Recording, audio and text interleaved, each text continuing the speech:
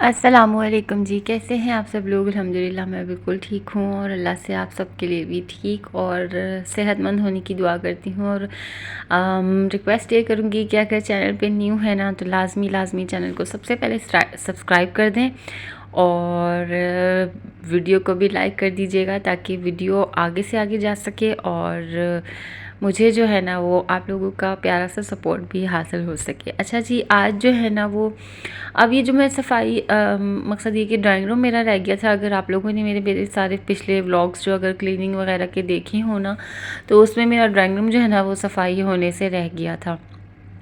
तो ये सफाई तो अब मैं बाद में कर रही हूँ क्योंकि फिर खैर से मेरा हॉस्पिटल जाने का टाइम आ गया ना तो आ गया था। तो फिर मैं जो है ना वो ड्राइंग रूम को इग्नोर कर दिया था क्योंकि ड्राइंग रूम ना ऐसे इतना गंदा था नहीं। लेकिन अब जब मैं खैर से फ़ारिग हो गई थी तो मैंने सोचा कि सबसे पहले जो है ना वो मैं ड्राइंग रूम क्लीन कर लेती हूँ क्योंकि अगर खैर से किसी के भी आने का हो गया और सास तो मेरी वैसे ही आई हुई थी।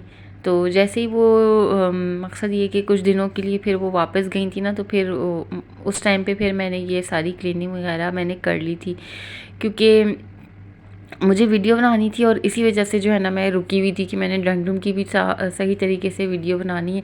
सोचा मैंने यही था कि मैं पहले ही जो है ना इसको भी साफ़ कर लूँगी, लेकिन ये कि बस बच्चों के साथ जो है ना बिल्कुल भी टाइम नहीं मिला। साथ साथ ही बहुत सारे काम जो है ना मेरे लगे हुए थे, जैसे कि अगर आप लोगों ने मेरे पिछले सारे व्लॉग्स देखे हों तो वो सारे काम भी जो है ना मेरे साथ साथ चल रहे थे। और खैर से फिर बच्चों को भी बीच बीच में संभालना होता है और फिर अपनी सिचुएशन को भी देखना होता है कि कहाँ तक जो है ना वो हिम्मत इजाज़त दे रही है, वहाँ तक काम करती थी मैं। फिर उसके बाद मैं थोड़ा रुक जाती थी, फिर मैं काम करने लगती थी क्योंकि बेसिकली मुझे अपने आप को जो है ना वो एक्टिव रखना था। मैं ये चाह रही थी कि मैं साथ साथ जो है ना वो काम भी करती रहूँ और साथ साथ जो है ना वो मेरी एक्टिविटीज़ जो है ना वो भी चलती रहें। मैं बिल्कुल ही अपने आप को ना बिठाना नहीं चाह रही थी।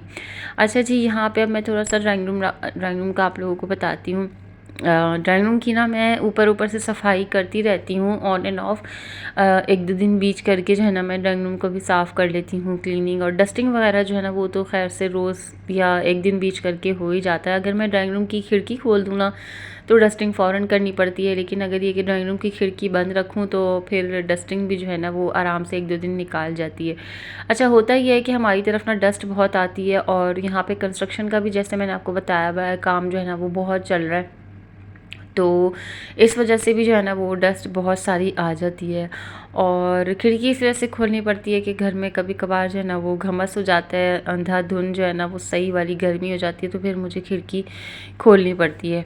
अच्छा, घर की बाहर की जो है ना वो बिल्कुल सारी सफाई हुई हुई थी, इसलिए जब बाहर की सारी सफाई हुई हुई होती है ना तो मैं फिर अपना जो ड्राइंग रूम का कचरा है ना वो फिर मैं गैलरी में निकाल देती हूँ। अच्छा, सोफ़े सारे हटा के मैंने उसके पीछे से सही से मैंने झाड़ू लगाई थी क्योंकि मुझे लग रहा था कि यहाँ पे ना एक खिड़की खोलने की वजह से ना कोई दीवार वाली शायद घुस गई है। तो वो चेक करने के चक्कर में ना मैंने सारे सोफ़े वगैरह सब हटा के पीछे से सब सफाई करी, लेकिन अल्लाह का शुक्र है कि कुछ ऐसा निकला नहीं।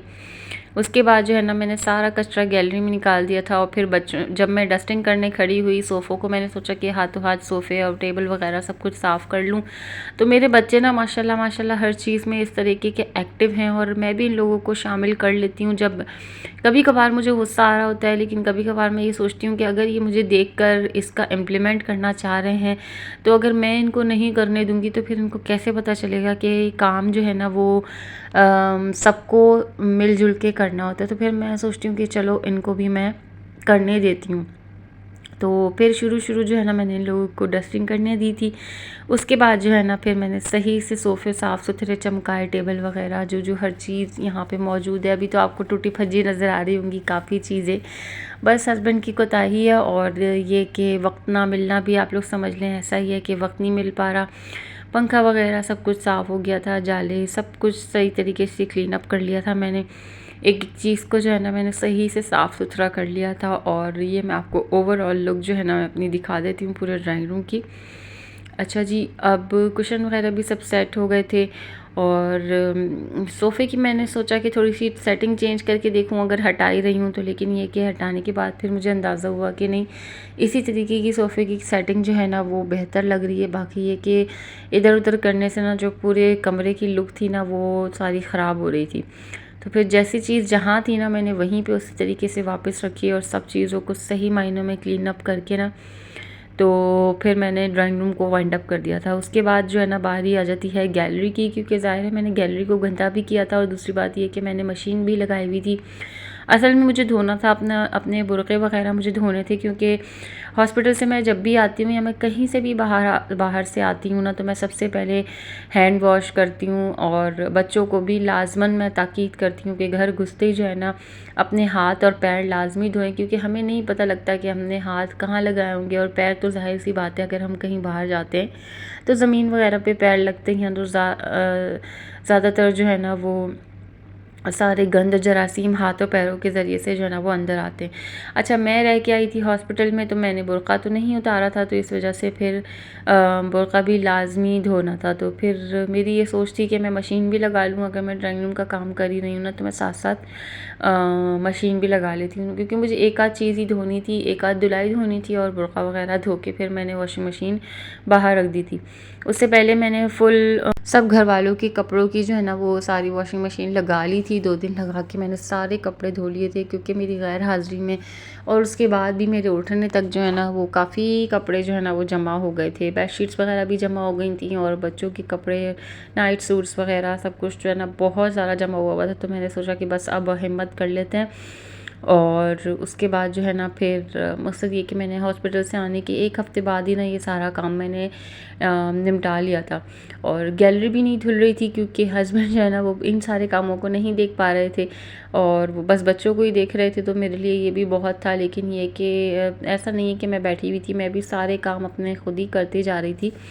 बस ये कि अगर किसी की मौजूदगी होती है ना तो फिर आप खुल के उस तरह से काम नहीं कर पाते, क्योंकि सास मेरी मुझे करने नहीं दे रही थी, लेकिन मेरे तरीके से वो ज़ाहिर सी बात है अगला तो आपके तरीके से काम नहीं करेगा आपके घर में, तो आप अपने तरीके से तो खुद ही कर सकते हैं।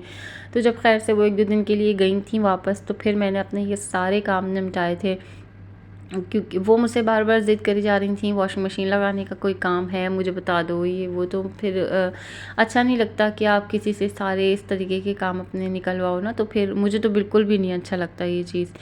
तो खैर हस्बैंड के भी जितने जो भी कपड़े बचे हुए थे वो सब भी मैंने धोए और फिर उसको इस्त्री करके लगाया था, क्योंकि माशाल्लाह वो सारे ख़त्म हो गए थे। किचन के पर्दे वगैरह धुलने के थे, तो वो किचन के पर्दे भी मैंने धोए, क्योंकि बहुत ज़्यादा अजीब से ना चिकने चिकने से मुझे लग रहे थे किचन के पर्दे, क्योंकि बच्चे अक्सर गंदे गंदे हाथ लगाते रहते हैं। तो ऑन एंड ऑफ जो है ना मैं किचन के पर्दे उतार के ना मैं इसको धो लेती हूँ।